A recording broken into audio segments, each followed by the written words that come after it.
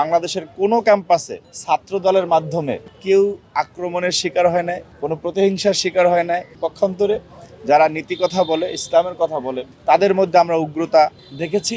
আমরা দেখেছি বাংলাদেশের যে রাজনৈতিক সংস্কৃতি ছিল, বিশেষ করে জাতীয় নির্বাচনের পরে বাংলাদেশে তো ৩০০টি সংসদীয় আসন, সেই ৩০০ সংসদীয় আসনের কোনো দল যদি ১৫১ পার হওয়ার পরে আমরা দেখেছি বাংলাদেশের ক্যাম্পাসগুলিতে সহিংসতা শুরু হয়ে যায়। বিরোধী মতের যারা আছে তাদের উপর আক্রমণ, হল ত্যাগ করার নির্দেশ দেওয়া, নানান রকম অবস্থা তৈরি হয়। কিন্তু এই যে আমরা পরিবর্তনের বাংলাদেশ, সবার আগে বাংলাদেশের যে স্লোগান দেওয়ার কারণে বাংলাদেশের মানুষ বিএনপিকে ম্যান্ডেট দিয়েছে। আপনি দেখেন যে ১২ই ফেব্রুয়ারি নির্বাচনের পরে আমি যেখানে দাঁড়িয়ে কথা বলতেছি, ঢাকা বিশ্ববিদ্যালয় সহ বাংলাদেশের কোনো ক্যাম্পাসে ছাত্র দলের মাধ্যমে কেউ আক্রমণের শিকার হয় নাই, কোনো প্রতিহিংসার শিকার হয় নাই।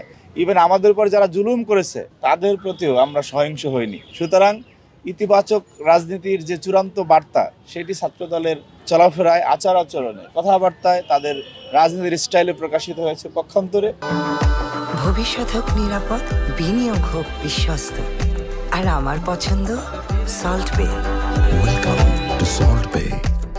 যারা নীতি কথা বলে, ইসলামের কথা বলে, তাদের মধ্যে আমরা উগ্রতা দেখেছি। ছাত্রদল সহিংসতার, পরমত সহিংসতার রাজনীতি, অন্যের সমালোচনাকে গ্রহণ করার, ধৈর্য ধরার রাজনীতি ছাত্রদল জানে এবং সেই রাজনীতিটা আমরা করছি।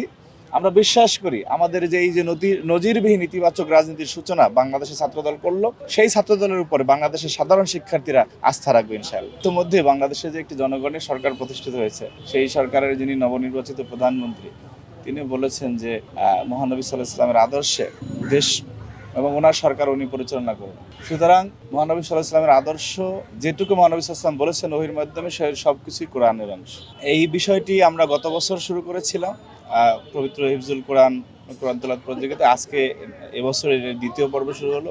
বাংলাদেশের মাদ্রাসা পড়ুয়া শিক্ষার্থী যারা আছেন এবং অন্যান্য যারা স্কুল কলেজে পড়েও কোরআনকে শিখেছেন, তাদের প্রতিও আহ্বান থাকবে যে আপনারা সবাই স্বতঃস্ফূর্তভাবে এই প্রতিযোগিতায় অংশগ্রহণ করে, আসলে এটা প্রতিযোগিতা না কিন্তু একটা প্রক্রিয়ার মাধ্যমে তো আপনার প্রথম দ্বিতীয় সিলেক্ট করতে হয়। এই কারণে প্রত্যেকেই এখানে বিজয়ী যারা অংশগ্রহণ করবে, কারণ অংশগ্রহণ করা কোরআনের জন্য যারা অংশগ্রহণ করবে প্রত্যেকেই বিজয়ী, কিন্তু একটি প্রক্রিয়ার মাধ্যমে এখানে প্রথম দ্বিতীয় নির্ধারণ করতে হয়, যার কারণে প্রতিযোগিতা শব্দচয়নটি এখানে করা লাগে।